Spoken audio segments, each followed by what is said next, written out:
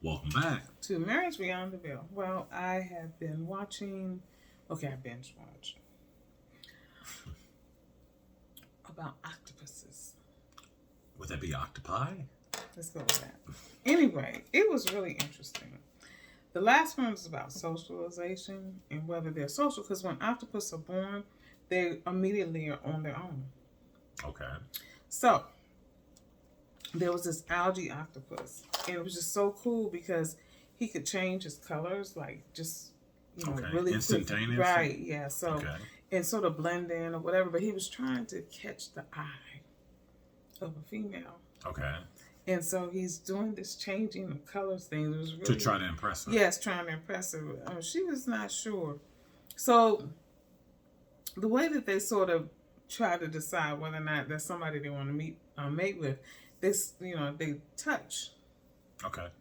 Just sort of touch like that. I mean, and then, and there was like really like a discerning spirit, whether or not this was somebody they were really, it was really, really interesting. And I thought about, and they're only out for a few hours a day. This particular species? Okay. So they wait for the tide to come in. Okay. And then they go out for that period of time and to do their flirting, eating, everything. Okay. So they're busy during that time. Got a lot going on. Yeah, got a lot going on. But they just sort of touch to see, maybe not, but then he was like, okay, I want to be pursuing. So she was like, no, I'm not really feeling him. So then she goes off because she decided she's hungry. He's a young octopus. Okay. So he don't really know what to do or where to do it because there's no one to teach them because they're, right.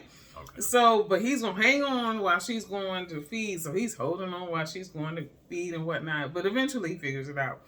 I just thought it was interesting, though, because just the touch was the way that they sort of discerned whether or not this was the octopus for them.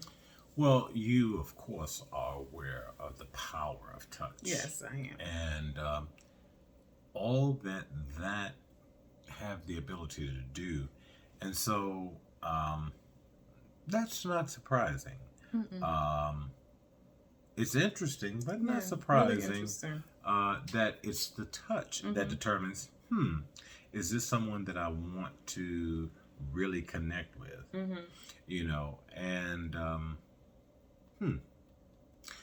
even in the animal world, the power of touch transforms, has the ability to transform.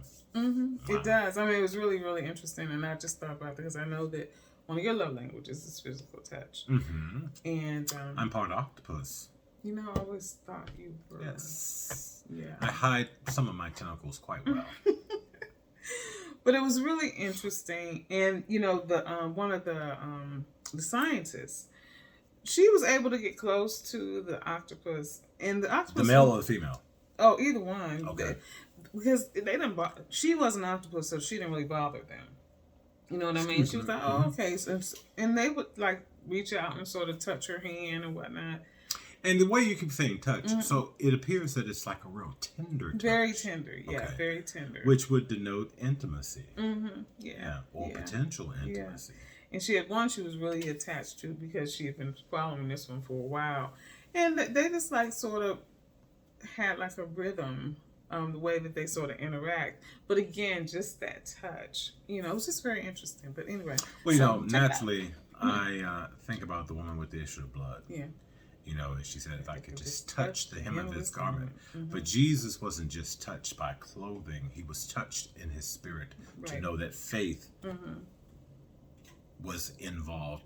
And so, from a spiritual perspective, from a physical perspective, from an intimate perspective, the power of touch is very powerful.